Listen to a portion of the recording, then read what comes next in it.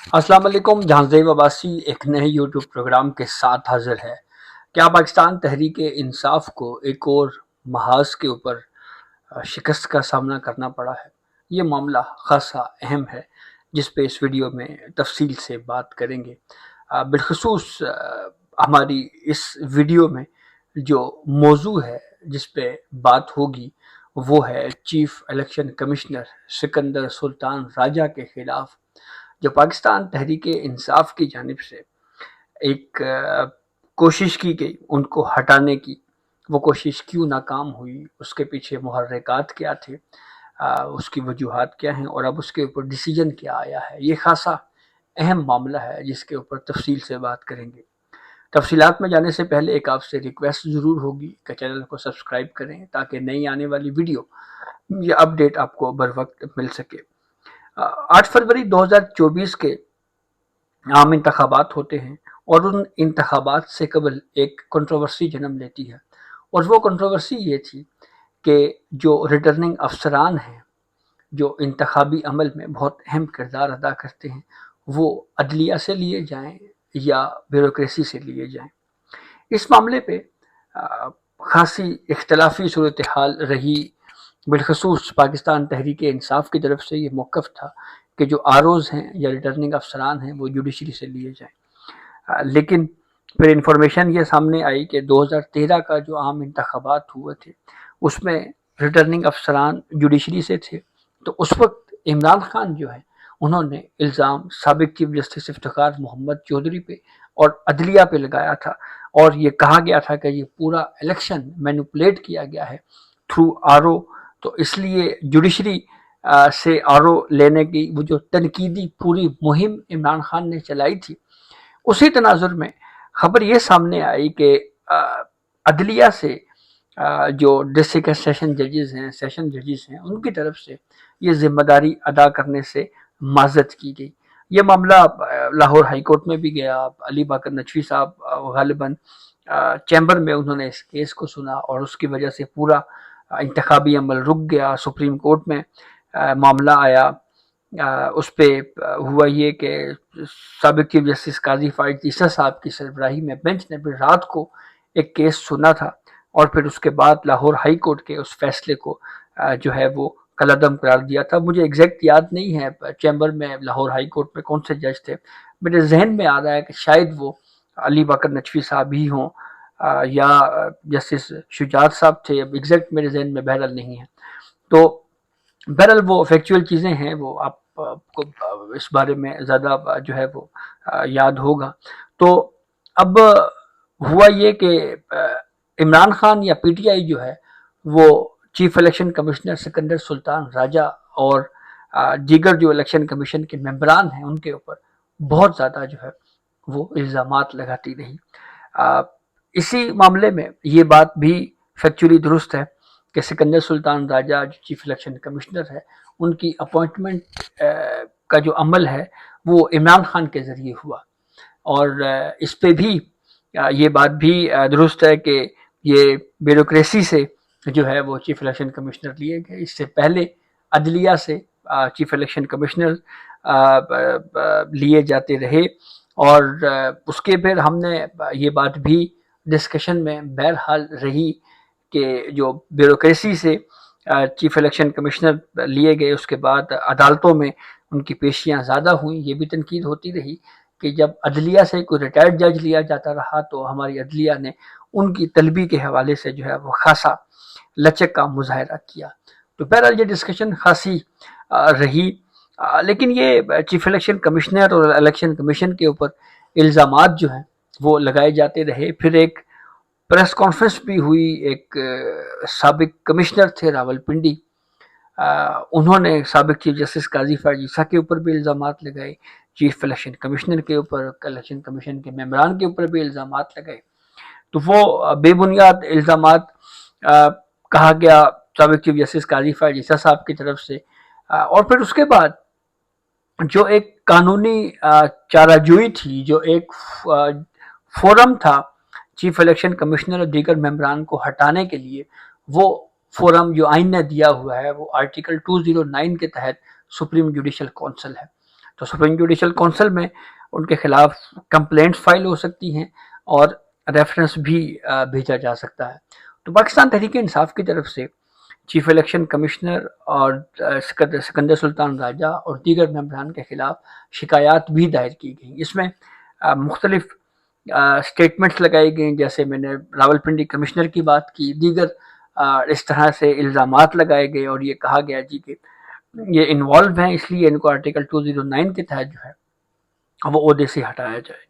اب یہ complaint supreme judicial council میں پینڈنگ تھی۔ جو موجودہ چیف جسٹس ہیں یحییٰ آفریدی، انہوں نے بھی سابق چیف جسٹس قاضی فائز عیسیٰ کی طرح سپریم جوڈیشل کونسل کو جو ہے وہ اب ایکٹیو کیا ہے۔ قاضی فائز عیسیٰ صاحب کے دور میں سپریم جوڈیشل کونسل نے پروسیڈ کیا، سابق اس سے پہلے جو مظاہر علی اکبر نقوی ہیں ان کو مس کنڈکٹ کی بنیاد کے اوپر عہدے سے ہٹایا گیا۔ یحییٰ آفریدی صاحب چیف جسٹس آف پاکستان آئے تو انہوں نے جہاں پہ ججز کوڈ آف کنڈکٹ کے حوالے سے سپریم جوڈیشل کونسل کی کارروائی کو آگے بڑھایا، وہیں پہ کچھ اس طرح کی مبہم بے بنیاد قسم کی جو کمپلینٹ سپریم جوڈیشل کونسل میں آنا شروع ہوئی، ان کو بھی نپٹانے کا سلسلہ جو ہے وہ جاری کیا۔ ایک مطالبہ یہ کیا جاتا رہا، ہم بھی اس کے اوپر بات کرتے رہے ہیں کہ سپریم جوڈیشل کونسل میں جب کسی جج کے خلاف یا کسی کے خلاف کوئی کمپلینٹ فائل ہوتی ہے اور اس کمپلینٹ کی کاپی اگر میڈیا کے پاس آئے تو میڈیا اس کو رپورٹ بھی کرتا ہے، تو جب وہ رپورٹ ہوتا ہے کہ فلاں جج کے خلاف یا چیف الیکشن کمشنر کے خلاف یہ کمپلینٹ آئی ہے اور اس میں یہ کہا گیا ہے، تو اس پہ تو ایک طرح سے بلیم لگ جاتا ہے کہ جی یہ فلاں جج کے خلاف یا چیف الیکشن کمشنر کے خلاف یا فلاں ممبر کے خلاف جو ہے وہ ایک فورم ہے سپریم جوڈیشل کونسل کا، وہاں پہ جناب ایک شکایت جو ہے وہ پینڈنگ ہے۔ کوئی مبینہ طور پہ اس کو کرپشن کی شکایت کہتا، کوئی کیا کہتا، تو کم از کم اس کا حوالہ کہیں نہ کہیں جو ہے وہ دیا جاتا رہا ہے۔ بالخصوص میں مثال دوں گا اسلام آباد ہائی کورٹ کے ججز کے خلاف جو شکایات جو ہیں وہ دائر ہوئی ہے، تو اسی طریقے سے ہماری یہ رائے رہی ہے کہ اگر سپریم جوڈیشل کونسل کوئی کمپلینٹ ختم کرتی ہے کہ یہ بے بنیاد ہے یا اس میں کوئی مٹیریل ایسا نہیں ہے، تو اس کو ختم کرنے کی اناؤنسمنٹ بھی ہونی چاہیے، اعلان بھی ہونا چاہیے کہ یہ کمپلینٹ آئی تھی اور اس کو جو ہے وہ ختم کر دیا گیا ہے۔ اچھا، اب ایک چیز یہ اچھی ہوئی ہے کہ اب اناؤنسمنٹ کا کی طرف جو معاملہ ہے وہ چل پڑا ہے۔ چیف الیکشن کمشنر اور 2 الیکشن کمیشن کے ممبران کے خلاف جو شکایات دائر ہوئی تھی ان کو سپریم جوڈیشل کونسل نے خارج کر دیا ہے۔ اب اس کی تفصیل بھی آپ سے شیئر کرتے ہیں کہ دراصل یہ کمپلینٹس جو ہیں ان کا کیا نمبر کیا تھا۔ اچھا جی، ایک تو سپریم جوڈیشل کونسل کا یہ فیصلہ سامنے آیا ہے کہ سپریم جوڈیشل کونسل نے یہ اناؤنس کیا ہے، وہ فیصلہ اناؤنس کیا ہے، وہ فیصلہ سنایا ہے جو شکایات تھیں چیف الیکشن کمشنر اور members of the election commission, اور یہ سپریم جوڈیشل کونسل کے فیصلے کے بعد جو ہے یہ پبلک کیا گیا ہے۔ اور اس میں ایک کمپلینٹ تھی، کمپلینٹ نمبر 532/2021، یعنی 2021 کی کمپلینٹ نمبر تھا 532۔ 2022 کی کمپلینٹ نمبر تھی 557 اور 2022 کی پھر ایک کمپلینٹ تھی 563۔ یہ 4 کمپلینٹس جو ہیں یہ تھیں chief election commissioner Sikandar Sultan Raja اور members of the election commission Nisar Ahmed Durrani اور شاہ محمد جتوئی کے خلاف۔ ان کمپلینٹس کو سپریم جوڈیشل کونسل نے خارج کیا ہے، اور ان کمپلینٹس کو جو خارج کرنے کے جو فیصلے ہیں وہ سپریم جوڈیشل کونسل کے 2 اجلاسوں میں کیے گئے ہیں۔ ایک اجلاس ہوا تھا 8 نومبر 2024 کو گزشتہ سال، اور دوسرا 13 دسمبر 2024 کو۔ تو یہ 7-8 ماہ کے بعد جو ہے وہ اس کی اناؤنسمنٹ ہوئی ہے۔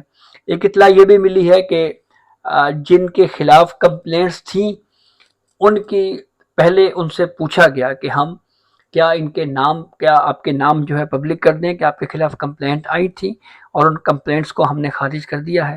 تو ایک انفارمیشن مجھے یہ پتہ چلی ہے ذرائع سے کہ یہ پرمیشن دی گئی اور پھر اس کے بعد جو ہے وہ ان کے نام پبلک کیے گئے ہیں.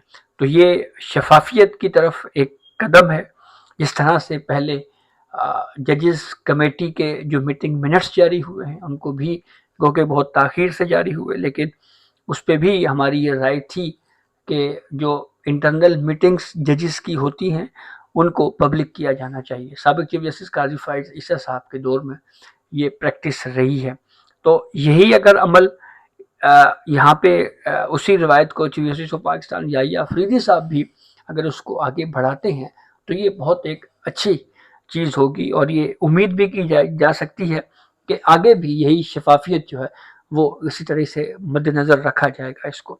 تو اب ان کمپلینٹس کو تو خارج کر دیا گیا، لیکن یہ نہیں بتایا گیا کہ یہ کمپلینٹس جو ہیں وہ فائل کس کی طرف سے کی گئی تھی. جیسا میں نے آغاز میں آپ کو بتایا کہ پاکستان تحریک انصاف نے تو complaints chief election commissioner Sikandar Sultan Raja اور دیگر ممبران کے خلاف دائر کی تھی، لیکن جو یہ اناؤنسمنٹ ہے اس میں صرف فیصلہ اناؤنس کیا گیا ہے کہ ہوا یہ ہے. اس کی یہ بھی نہیں لکھا ہوا کہ یہ مواد ایسا نہیں تھا یا ثبوت نہیں تھے، یا کم از کم ہم نے کمپلینٹس کو، شکایت کنندگان کو یہ بات کہی کہ آپ کا جو موقف ہے اس کو ثابت کرنے کے لیے ہمیں کچھ اضافی دستاویزات دیں، کچھ ثبوت دیں. ایسا کچھ بھی یہاں پہ جو ڈاکومنٹ میرے پاس ہے، جو ڈیسیجن پبلک کیا گیا ہے، اس میں یہ بات نہیں لکھی گئی. صرف یہی فیصلہ سامنے آیا ہے کہ یہ chief election commissioner Sikandar Sultan Raja اور دیگر 2 ممبران کے خلاف جو کمپلینٹس آئی تھی ان کو ڈسمس کیا گیا ہے، ان کو خارج کیا گیا ہے. تو یہ ایک ڈیسیجن جو پبلک کیا گیا ہے. اسی طریقے سے یہ بھی امید کی جا سکتی ہے کہ باقی اسی طریقے سے جو سپریم جوڈیشل کونسل کی پروسیڈنگز ہوتی ہیں ان کے بھی کم از کم جو فیصلے ہیں اور نام جو ہیں وہ جو شکایات ڈسمس ہوتی ہیں ان کو پبلک کیا جانا چاہیے. جیسے میں نے اسلام آباد ہائی کورٹ کے ججز کی مثال دی، اب ان کے خلاف جو کمپلینٹس آئیں تو اس پہ میڈیا پہ ڈسکشن ہوتی رہی، باقاعدہ جو ہے وہ بہت کچھ لکھا جاتا رہا، بات کی جاتی رہی. تو اب اگر فرض کریں کسی سٹیج کے اوپر سپریم جوڈیشل کونسل اس نتیجے کے اوپر پہنچتی ہے کہ اسلام آباد ہائی کورٹ کے کسی جج کے خلاف جو کمپلینٹ آئی ہے اس میں یہ مٹیریل ایسا نہیں تھا جس کی بنیاد کے اوپر اس کمپلینٹ کو آگے بڑھایا جائے، تو ہم اس کو خارج کرتے ہیں، اس کو ختم کرتے ہیں. تو اس کا نام بھی میرے خیال میں پبلک ہونا چاہیے، تاکہ جو ایک طرح سے جب کسی جج کے خلاف اگر کوئی کمپلینٹ آتی ہے تو وہ اس کی شہرت متاثر ہوتی ہے، اس کی ڈسکشن ہوتی ہے پبلکلی، تو ایٹ لیسٹ جب وہ کلیئر ہوتا ہے اس کا نام تو اس کی وجہ سے وہ جو اس کی جو پہلے جو کچھ ہو چکا ہوتا ہے اس کا مداوع کم از کم اس طرح سے ہو سکتا ہے. اس کے اوپر پھر یہ ڈیبیٹ ہو کہ یہ دیکھیں جی یہ کمپلینٹ آئی تھی، اس کو باقاعدہ جائزہ لیا گیا اور پھر جائزہ لینے کے بعد اس نتیجے کے اوپر پہنچا گیا ہے کہ یہ کمپلینٹ جو ہے ان کو خارج کیا جاتا ہے. ناقابل سماعت جو ہے یہ اس طرف جو ہے وہ شفافیت کی طرف یہ قدم ہے، اور اسی کو اس طرح سے کنٹینیو رہنا چاہیے. تو یہ اب تک یہ اپڈیٹ تھی جس سے ہم نے آپ کو آگاہ کیا. اپنے فیڈ بیک سے ضرور آگاہ کیجیے گا. اجازت دیجیے، اللہ حافظ.